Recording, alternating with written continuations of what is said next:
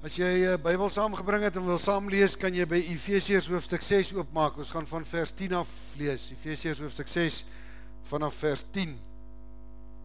Nou elke goeie spy movie het mos 'n goeie stel gadgets. Van penne wat ontplof tot sambrele wat bulletproof is, tot suits wat jy aantrek wat jou kan laat dans en veg en it's amazing wat se staf hulle als kan uitdink, nee. Nou God het vir sy agente ook gadgets gegee. 'n hele stel daarvan.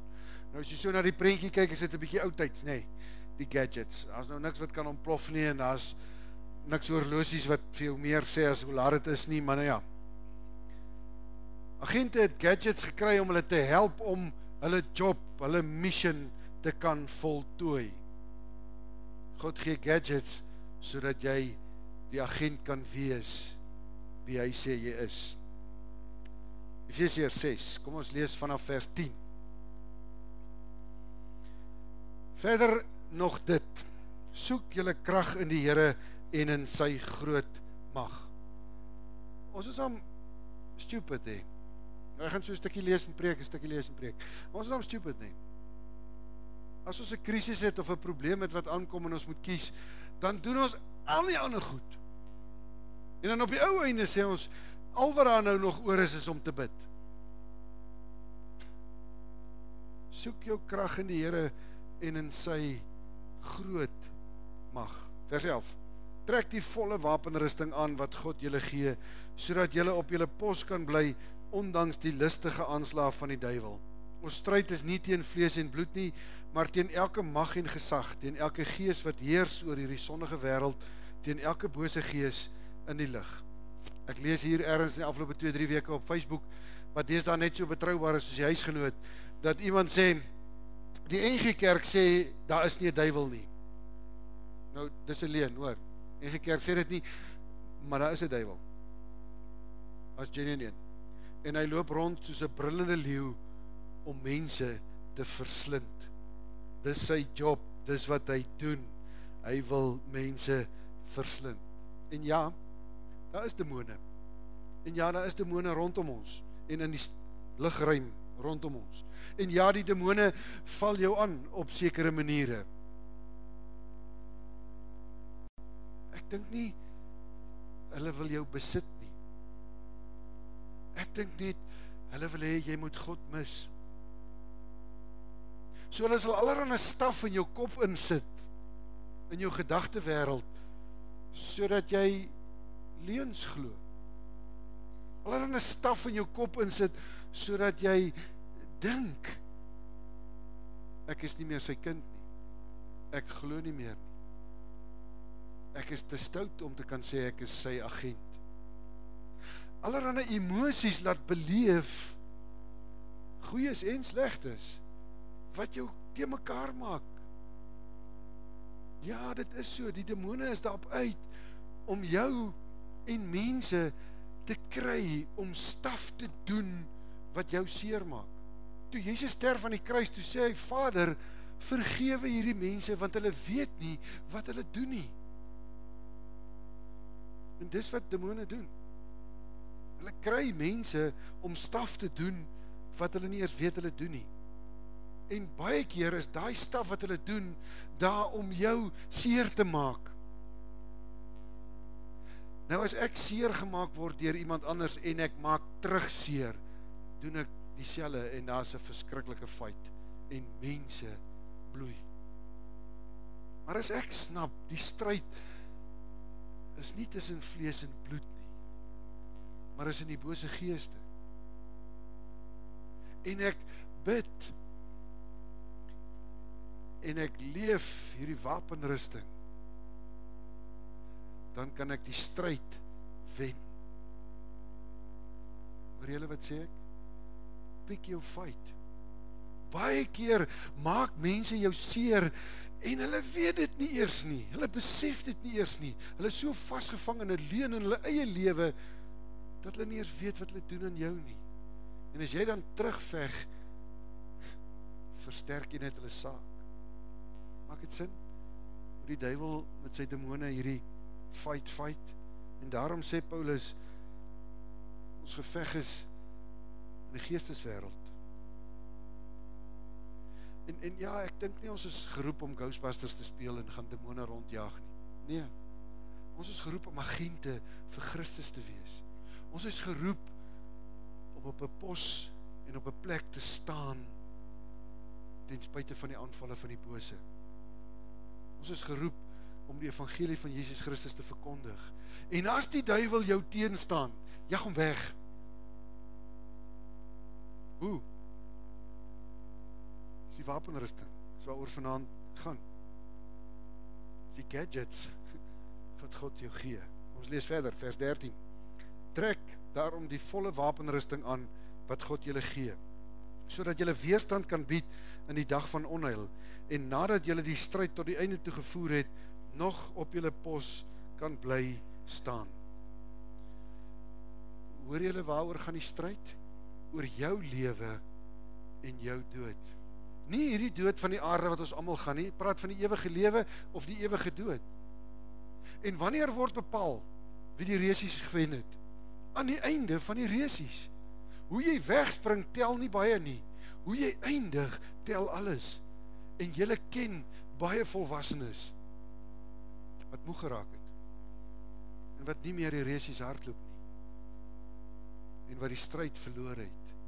En hierdie wapenrusting help jou om die stryd te kan veg tot aan die einde en jy as oorwinnaar kan uittreë uit die stryd uit en vir ewig by God kan wees, om op jou pos te bly staan, is wat hy sê.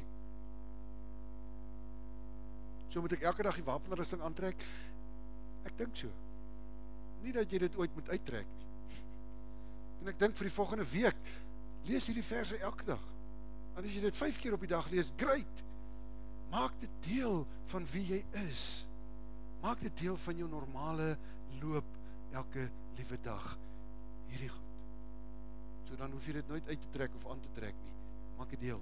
Vers 14, kom ons kyk hoe lyk die wapenrusting.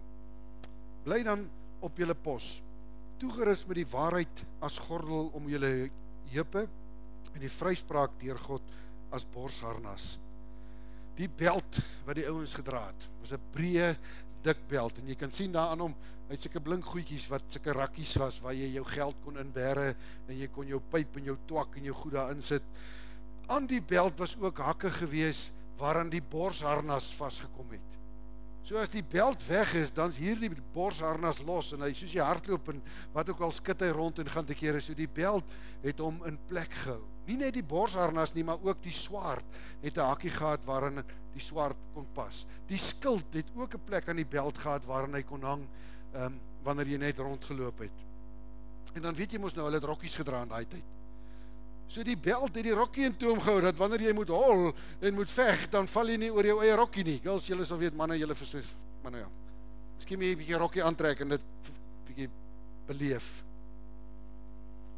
Die belt is waarheid. Waarheid.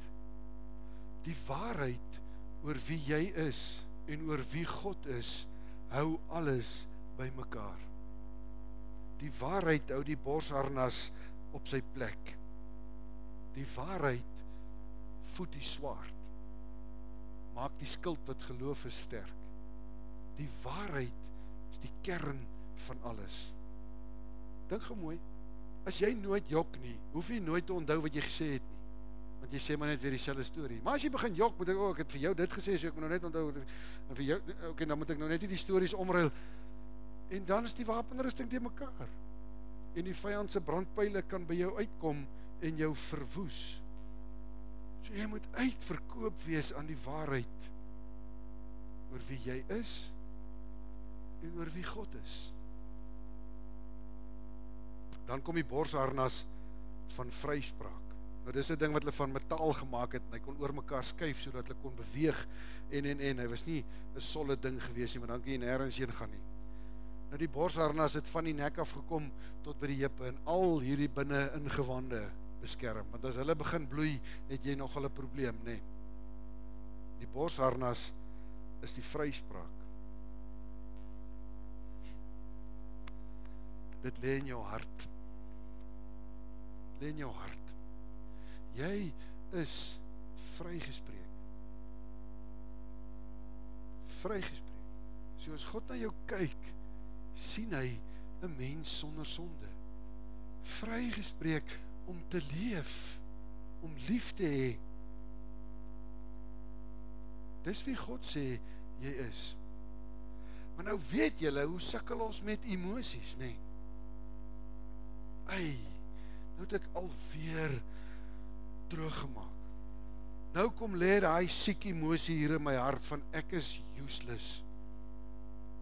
Ek is tog nie 'n kind van God nie, want kyk wat vang ek alweer aan. Die borsharnas, die vryspraak, moet daai pyle keer, sodat dit wie God sê jy is, nie deur jou emosies en jou belewenis van jouself en wat ander mense oor jou sê, jou kwaad maak of hartseer maak of wat ook al, dat dit die vryspraak steel nie. Dis wie jy is, vrygespreek deur God.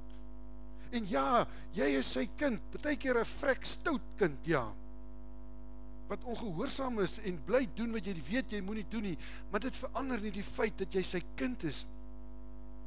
Dis wat hy sê. Dis vrygespreek. Hou op ongehoorsaam wees. Hou op. My seentjies van my kan 'n bloedoortapping hê, begin Engels praat en in Engeland gaan bly en nog steeds kan hulle nie dan sê maar ek is nie my pa se kind nie. Sorry, hulle is. Dis presies dieselfde. Jy is God se, het jou vrygespreek. Wees nie meer 'n stout kind nie. Keer die borsharnas van die emosies. Hou dit weg. Right, vers 15. En die bereidheid om die evangelie van vrede te verkondig as skoene aan jou voete. Dis netjies 'n plakkies wat hulle aangehad het. Kon vinnig daarmee hardloop, maar daar was ook spykers onderaan, so spikes. Want wanneer hulle linies gevorm het en die vyand storm in teen hy skilde om hulle te breek, het hulle vasgetrap in die grond en hulle kon nie gly en pad gee nie. Vrede te verkondig. Lukas 10 stuur Jesus die 72 uit. Daar wat jy in die huis kom, bring vrede. Bring die evangelie. Tekkies aan jou voete om dit te kan gaan doen, sodat die dorings jou nie steek op pad nie, en jy nie moedeloos raak nie, en om te kan vasstaan as jy teenstand kry, as jy die vrede bring. Want jy gaan teenstand kry. En dan moet jy nie gly en val nie, want dan verloor jy. Vers 16. Daarby moet julle altyd geloof as skild in die hand hê, want daarmee sal julle al die brandpyle van die bose kan afweer. Sien julle so reghoekige skild uit 'n yster ingehaat en 'n klomp leer om, en dan voor groot veldslaa het hulle die leer gewoonlik in water gesouk, sodat hy pap nat is, en dan as die brandpyl teen hom vaskiet, gaan hy in die eerste plek nie deur nie, en in die tweede plek steek hy ook nie aan die brand nie. So, dis wat die skild gedoen het vir die Romeine. Nou die brandpyle van die bose is versoekings. Versoekings van staf wat jy kan doen, wat op die einde net gaan backfire en jou gaan seermaak. Dis versoekings van kom wat sê, kyk hoe is jy en kyk wat doen jy, en jou laat begin twyfel aan dit wie God sê jy is. Versoekings en twyfel. En die enigste manier om te keer is met die skild van geloof. Want voor hy pyl by jou uitkom, enige plek op jou liggaam en jou seer maak en jou laat twyfel, moet jy hom keer, en jy keer dit deur die geloof. Geloof in God. Geloof in wat hy gedoen het. Geloof in dat hy regtig sy seun gestuur het om my te red en my vry te spreek. Geloof dat hy regtig vir jou en vir my by die naam geroep het, syne gemaak het, dat dit is wie jy is, vrygespreek. Geloof in God wat sê, ek hou jou in my hand vas en niemand sal jou uit my hand uitruk nie. Geloof in dit wat hy gedoen het, wat daarom maak wie ek is. Geloof in God aan wie alle mag behoort. Maar die skilde het hakkies aangehad op die kante. Wys gou vir ons die volgende een. En dit het 'n ondeurdringbare muur gemaak, wat die vyand mal gemaak het. Nie eers die pile van bo af kon hulle gryp nie. En dis die kerk.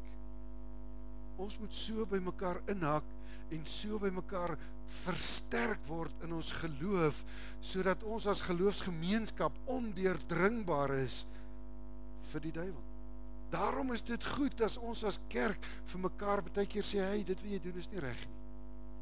Omdat ek vir jou omgee, wil ek vir jou sê, moenie hierdie goed doen nie. Want dit maak hierdie ding al hoe sterker.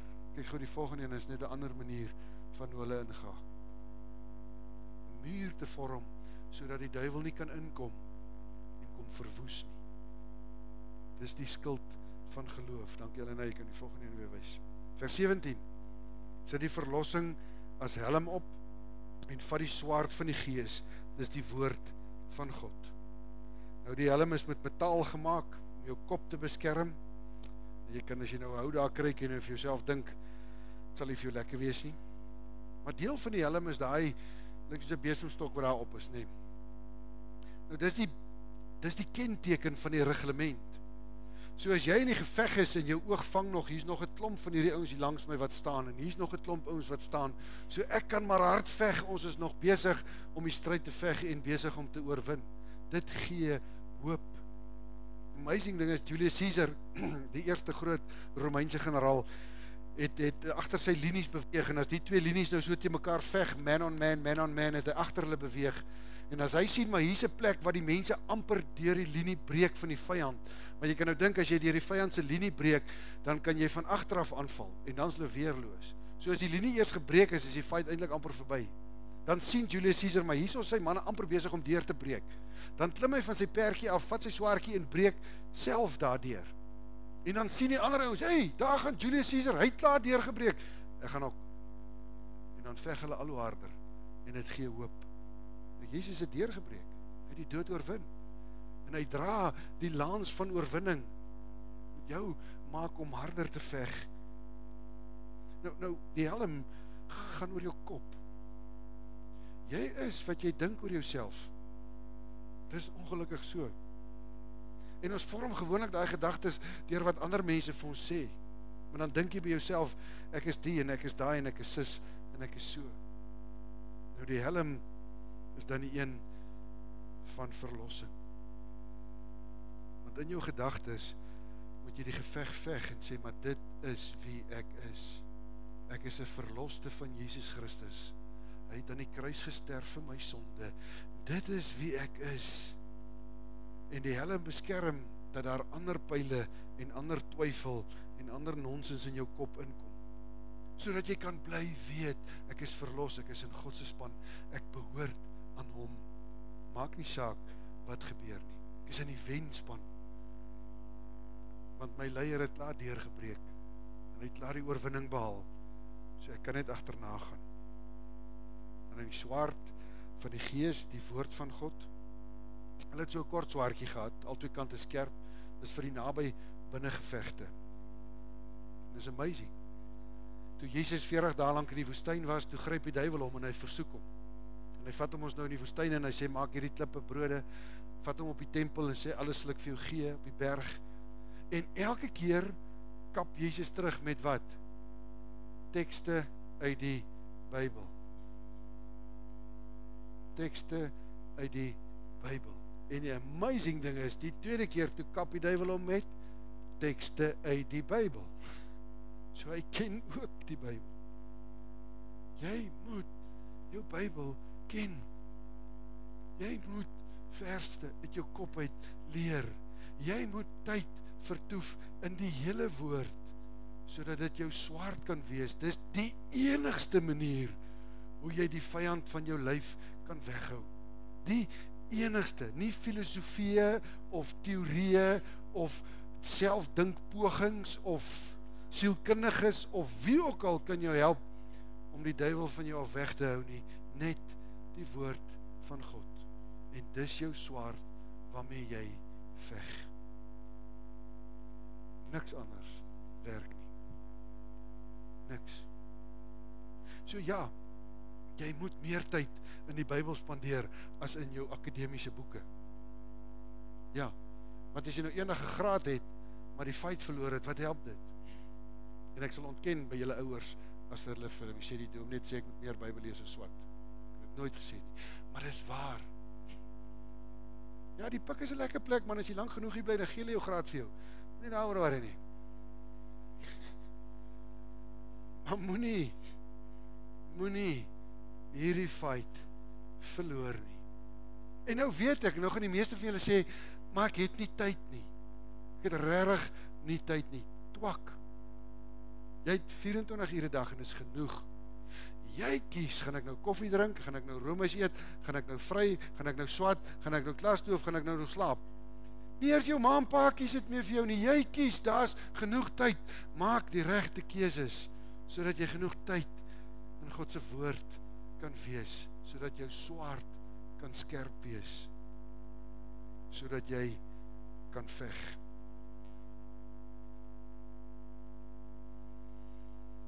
Die volle wapenrusting. Die belangrikste een is die spies. Want die volle wapenrusting is eintlik useless sonder vers 18. Dis eintlik die spies. Want jy kan op 'n afstand veg. Doen alles bidend en smeek by God elke geleentheid deur die Gees. Wees waaksaam, bid gedurig vir al die gelowiges. Jy kan hierdie wapenrusting dra. Maar as jy dit nie in gebed en in smeking doen nie, is dit useless. 'n Boom is baie sterk en ons sien die beautiful buite. Maar as die sterk wind kom en sy worteltjies is nie diep nie, waai dit hom om. En niemand sien die wortels. Niemand sien die gebedslewe waarin jy moet wees nie. En dis waar die krag vandaan kom. Dis gebed. Dit gee die krag aan die wapenrusting.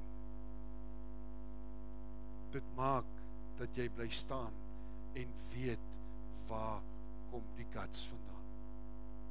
Dis gebed. Gebed. Pleit by die Here. Loof hom, prys hom, verskillende fasette. Doen dit alles, doen dit elke liewe dag. Dit beteken nie net jy moet 1 uur per dag by die Here spandeer nie. Hy is by jou, hy woon binne in jou. Onthou nou weer ons het daai move gedoen. Hy bly binne in jou. Jy kan elke liewe oomblik van elke dag kan jy met hom praat en dis gebed. By elke liewe geleentheid.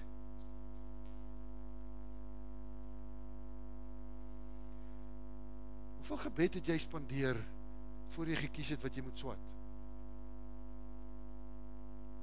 Hoeveel gebed spandeer jy as die toetsreeks kom? Skielik, nee. Hoeveel gebed spandeer jy as jy die mooi meisie sien en jy dink eers maar ek wil by die girl aanlê? Here, is dit reg? Hoeveel gebed spandeer jy as die kerel uiteindelik by jou begin aanlê? Dankie tog, net nie nou bid daaroor nie, want net nou sê die Here, is nie hy nie.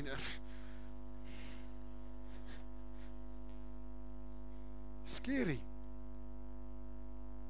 Die van julle wat klaarmaak, hoeveel gebed spandeer jy dat God sal sorg dat jy op die plek is waar hy jou wil hê volgende jaar. Jy sal doen wat hy wil hê jy moet. By elke liewe geleentheid. Daar is niks vir God te klein wat jy hom nie voor kan vra nie. Niks.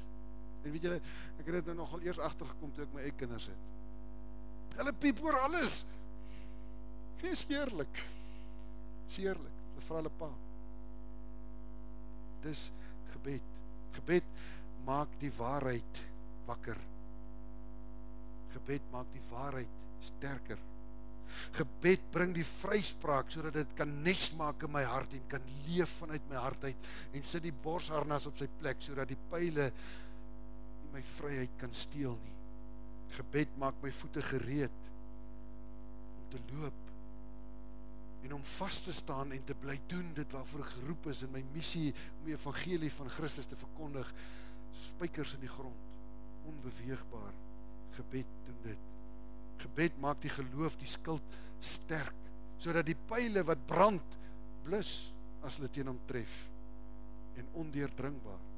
Gebed maak die helm sterk, sodat ek kan bly glo en weet ek is verlos en geen snaakse idees kan inkom nie. Gebed maak dat die Gees die regte tekste wat ek geleer het op die regte tye in my kop inkom, sodat ek die duiwelse aanslag kan weerstaan en afwerk. By elke geleentheid. Nie een is te groot of te klein om voor te bid nie. En dan die amazing ding is, kyk waarvoor vra Paulus hulle moet bid, vers 19. Bid ook vir my, dat wanneer ek preek, God my die woorde gee, dat ek die geheimenis van die evangelie met vrymoedigheid kan bekend maak. Dis 'n ou wat in die tronk sit. Hy is op pad Rome toe om tereggestel te word. Dit beteken, einde, klaar. Hy bid nie, Here, asseblief laat ek huis toe gaan nie, ek wil so graag by die huis wees, beskerm my, moenie laat die mense my seer maak nie, ek wil graag nie bloei nie, Here, ek wil graag hierdie job eerder hê, met hierdie salaris en hierdie huisie, Here, gee dit vir my. Nee, Here, gee vir my woorde, vrymoedigheid, geleenthede, om die evangelie te verkondig, om my job te doen. What a agent, hè? What a agent. Wees soos hy en vra al hierdie goed om die vrede in die wêreld te kan indra. Want dis jou job as agent. Mag jy dieselfde vra. God het jou toegerus, tot jou beskikking gestel 'n klomp gadgets. Meer is genoeg om die missie wat hy vir jou het moontlik te maak. Mag jy hierdie gadgets gebruik. Mag jy voluit agent wees, sodat jy op jou pos kan bly staan tot aan die einde. Amen. Here Jesus, dankie. Dankie dat U vir ons oneindig lief is en vir ons geroep het om die agente te kan wees. Maar dankie dat U ons nie alleen gelos het nie, dat U vir ons hierdie stel klere gee, gadgets, waarmee ons kan doen dit wat U van ons vra. Gee ons die genade om dit elke dag aan te trek en elke dag te leef. Here, sodat ons net meer en meer kan wees soos wat U van ons vra. Ek bid dit in Jesus se naam. Amen. Die Here wil hê dat ons seker moet wees, doodseker moet wees dat jy syne is, aan hom behoort, en daarom sê dit in sy woord oor en oor en oor vir jou, jy's myne, en elke keer wat jy dit hoor, of elke keer wat jy dit raak lees, kan en mag en moet jy dit glo, maar is nie altyd so maklik nie, nee. Is nie altyd so maklik nie, soms voel dit waar, soms het ou hierdie branding en warmte in jou hart, waar jy sê, maar dit is so, my hart kan roep, Abba, Vader, en ek kan weet, dis waar ek behoort aan hom, maar soms voel ek net niks, in fact, het voel of ek tot teen die ceiling, as het so hoog is, vastbid, en dan wonder ek, is ek regtig God se kind, want as ek nie hierdie gevoel het nie, is ek dan genuine sy kind? Soms as ons na die lewe kyk, ontdek ons dat die lewe inderdaad anders geword het, dat ek gegroei het, dat ek hier en daar oorwinning begin behaal en begin reg kry om gehoorsaam te wees aan dit wat God vir my vra. En dan dink ek, ek is sy kind, want ek kry hier en daar 'n oorwinning in my lewe, maar ander dae is dit net chaos. En aan die beste van my voorneme gee ek my alles net om te misluk. En dan kom die gedagtes by my op en sê, maar jy is nie 'n kind van God nie, kyk maar hoe ongehoorsaam en hoe stout is jy, kyk wat jy doen.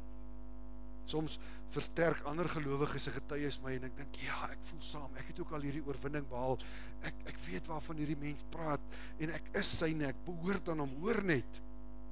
Ander kere vertel ouens stories, wat my laat dink, ek het nog nooit so iets beleef nie, is ek dan regtig sy kind? As ek nie hierdie ervaring gehad het nie, is ek regtig gered?